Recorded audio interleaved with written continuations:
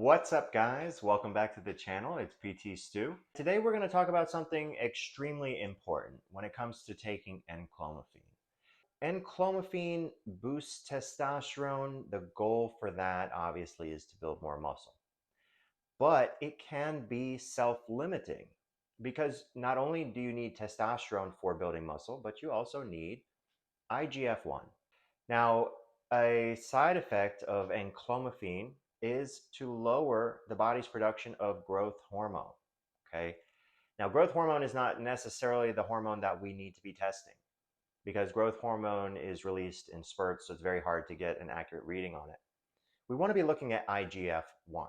Growth hormone actually triggers the body to release IGF-1. And so, why is IGF-1 important and what is it?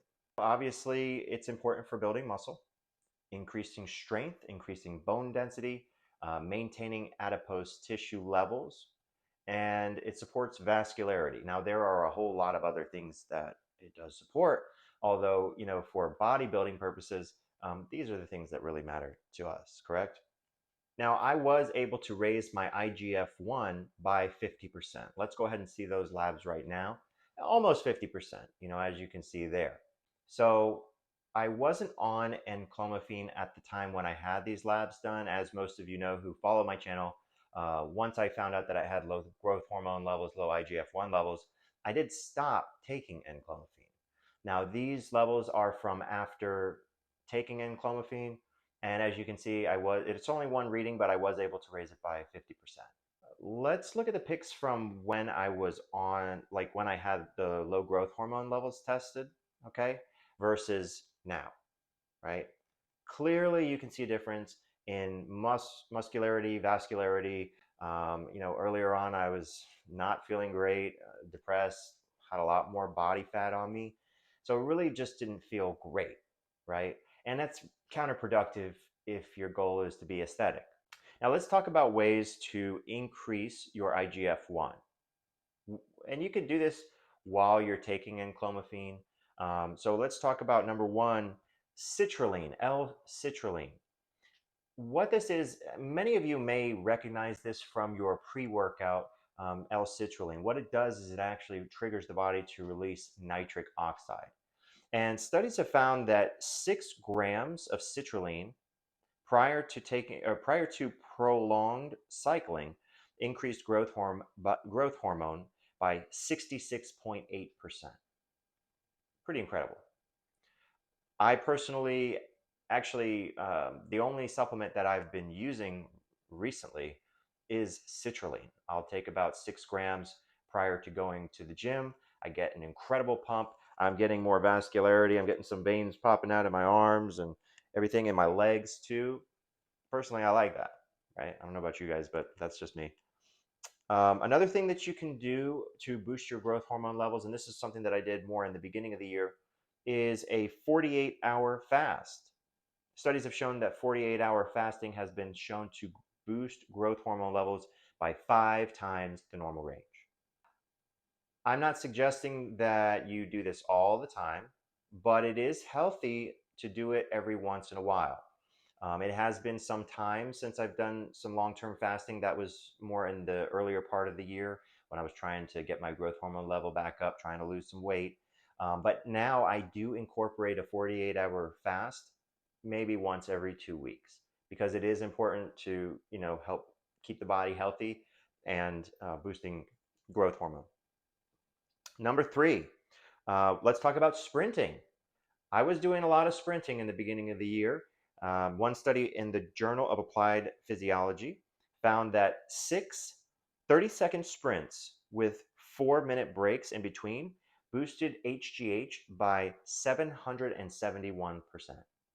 That's incredible. That's 7 times normal. Pretty outstanding. Now, one thing I will tell you with the sprinting, guys, you really, really, really need to warm up well first. You need to practice jogging before you really start getting into sprinting. Just going out and starting to sprint, you may pull something. You may be very likely to pull something. So make sure you work out prior to doing that, getting the blood flow into the legs, and then try to, do a sprint or a couple sprints and see how that starts to work for you. Okay. And I would also recommend not doing it every day. Maybe start at 1 day a week, go to 2 days a week, then maybe you could do like 3 days a week. You don't have to do it every day. Okay. Another thing that boosted my growth hormone levels was decreasing my sugar intake. Cleaning up my diet definitely helped to increase my growth hormone levels. It definitely increased my testosterone levels.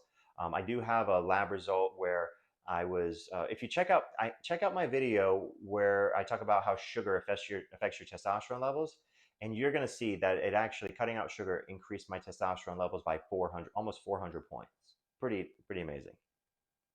Now, one of the other things that you can do to boost your growth hormone levels, whether you're actually on or off of enclomiphene, actually, I think any of this you could probably do while you're on enclomiphene as well, is take something called MK677.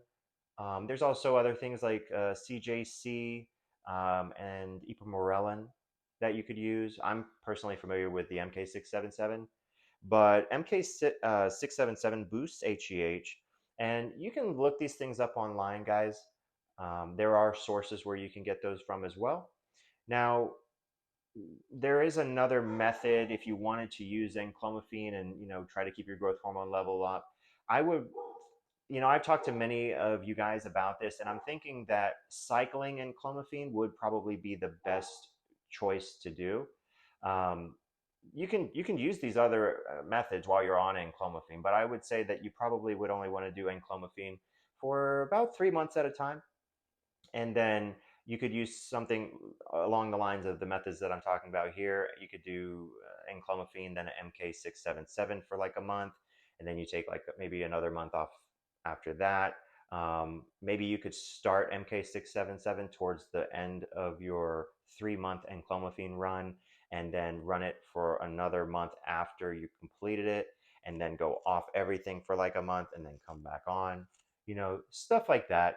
That would probably, in theory, make a good cycle. I personally haven't tested that, but hey, try it on your lab rat, right? But all in all, you guys do want to make sure that you keep your IGF-1 levels up. If you're looking to build your body, you don't want to be using enclomiphene and have it be counterproductive on you. Now, if you guys have any more questions, please just go ahead and put it in the comments. If you want to get lab testing done, click on my link in the comments. I have the enclomiphene panel. You can just follow my link, click on that, and then it is the best pricing that I found out there. You can go to a local lab and have that done. Also, if you're looking for some sources for good supplements and everything, go to my Instagram page and click on some of the links that I have there, and you'll be able to find some really great stuff. Okay? All right, guys. Well, I'm glad you joined me today, and I will see you in the next video. Bye.